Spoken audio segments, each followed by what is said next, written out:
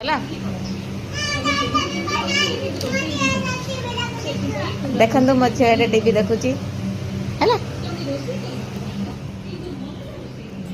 ମୋ ଝିଅ ମୁଁ ଭିଡ଼ିଓ ଆରମ୍ଭ କରିବା ପୂର୍ବରୁ ତାକୁ ନ ଦେଖିଲେ ଆମର ଭିଡ଼ିଓ ବନ୍ଦ ହେବନି। ତ ଚାଲନ୍ତୁ ଦେଖନ୍ତୁ ଏଇଠି ଚୁନା ମାଛ ଆସିଯାଇଛି ପୁରା ଫ୍ରେଶ୍ ଫ୍ରେଶ୍। ତ ଏଇଟା ନିଜେ ମାରିକି ଅଣା ହେଇଛି ମାନେ ସରି ନିଜେ ମାରିକି ଆଣିଛନ୍ତି ଭାଇ ଆଣିଥିଲେ ଯେଉଁଟାକି ଆମକୁ ବି ଦେଇଛନ୍ତି। ତ ଚାଲନ୍ତୁ ଏଇଟା ଆଗ ଟମାଟୋ ପିଆଜ ଫାଜ ଟିକେ କାଟି ନେବା। ଦେଖନ୍ତୁ ଗାଇଜ ମୁଁ ଏଠି ପିଆଜ କିଛି ଲଙ୍କା ଆଉ କିଛି ଛୋଟ ଟମାଟୋ ଟିକେ କାଟି ନେଇଛି। ଆଉ ଏଠି ଆମେ ପକାଇ ନେବା ଟମାଟୋ। ତ ଆପଣମାନେ ଏମିତି କରନ୍ତି କି ନାହିଁ କହିବେ। ତ ଏଇଟା ମୁଁ ମାନେ ପ୍ଲେନ୍ ଭାଜି ଦିଏ। ତ ଆଜି ଟିକେ ନୂଆ ଟ୍ରାଏ କରୁଛି ତ ଦେଖିବା କେମିତି ଲାଗୁଛି। ତ ଏଠି ମୁଁ ଟମାଟୋ ପକାଇ ନେଲି ଆଉ ସ୍ୱାଦ ଅନୁସାରେ ଲୁଣ ପକାଇ ନେବା।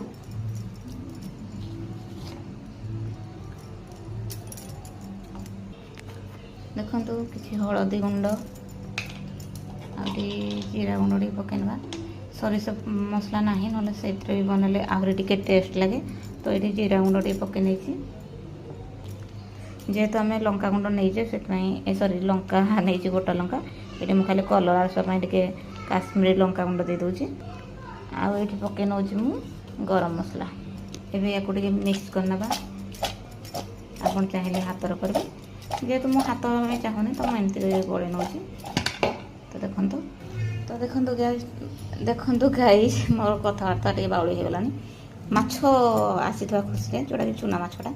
ତ ଏଇଠି ମୁଁ ତେଲ ପକାଇ ଦେଉଛି ଟିକେ ଅଧିକା ପକାଇବା, ଯେହେତୁ ଏଇଟା ମାଜିକି ରଖିଥିଲି କାଳେ ଲାଗିଯିବ ସେଥିପାଇଁ ଟିକେ ମୁଁ ଅଧିକା ପକାଇଛି।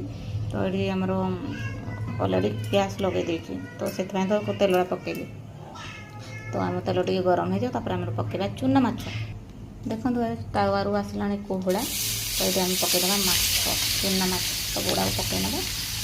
ଦେଖନ୍ତୁ ଏ ସବୁଗୁଡ଼ାକୁ ପକାଇ ନେଇକି ଆଉ ଏବେ ଆମେ ଟିକେ ତାକୁ ସବୁଆଡ଼େ ବିଛେଇ ଦେବା ଟିକେ।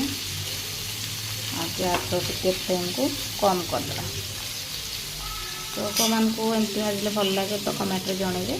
ଆଉ ଯେଉଁମାନଙ୍କର ଫେଭରେଟ୍ ପୁରା ଚୁନା ମାଛ ପଖାଳ ଖାଇବା ପଖାଳ ସହିତ କାହାକୁ ବହୁତ ପସନ୍ଦ ତ କମେଣ୍ଟରେ ଜଣାଇବେ।